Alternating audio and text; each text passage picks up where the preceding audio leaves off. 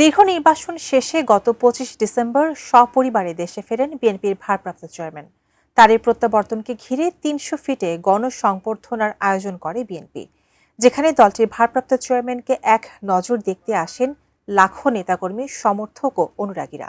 তারেক রহমানের এই প্রত্যাবর্তনকে নিয়ে আবেগঘন বার্তা দিয়েছেন বাংলাদেশের জাতীয় পার্টির চেয়ারম্যান ব্যারিস্টার আন্দালিব রহমান পার্থ। বিস্তারিত জানাচ্ছেন শেখ ফরিদ।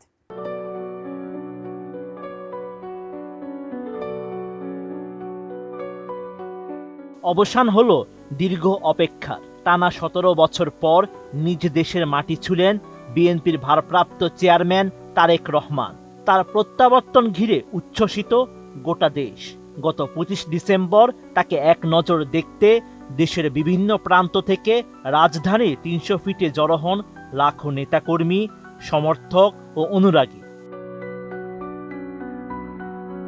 বিএনপি ভারপ্রাপ্ত চেয়ারম্যানের এই প্রত্যাবর্তনকে বাংলাদেশের রাজনীতিতে একটি বড় ও তাৎপর্যপূর্ণ ঘটনা হিসেবে তুলে ধরেছে আন্তর্জাতিক গণমাধ্যমগুলো।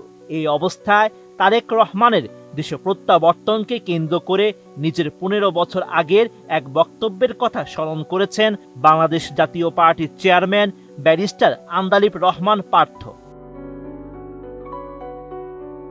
২৬ ডিসেম্বর সামাজিক মাধ্যম ফেসবুকে দেওয়া এক পোস্টে এ স্মৃতিচারণ করেন জেপি চেয়ারম্যান। তিনি লিখেন, প্রায় ১৫ বছর আগে জাতীয় সংসদে দাঁড়িয়ে তিনি বলেছিলেন তারেক রহমান আসবেন আর তার রাজনৈতিক ভবিষ্যৎ নির্ধারণ করবেন বাংলাদেশের জনগণ।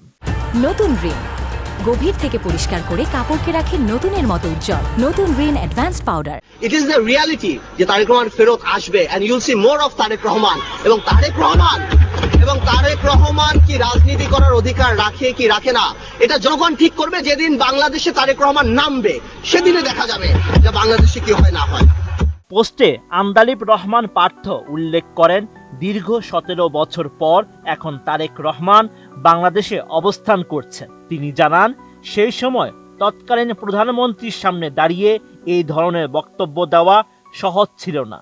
তিনি কোনো গণনা করে কিংবা ভবিষ্যৎবাণী হিসেবে নয়, বরং দৃঢ় বিশ্বাস থেকেই ওই কথা বলেছিলেন বলে উল্লেখ করেন। পার্থ আরও লিখেন, তার বিশ্বাস ছিল তারেক রহমানের মতো জনগণের একজন নেতার রাজনৈতিক ভবিষ্যৎ কোনো বিচারকের কলমের খোঁচায় নির্ধারিত হয় না, বরং তা নির্ধারিত হয় আল্লাহর ইচ্ছা ও জনগণের মাধ্যমে যথাযথ সময়ে। সবশেষে আন্দালিব রহমান জানান, এখন সেই সময় এসেছে।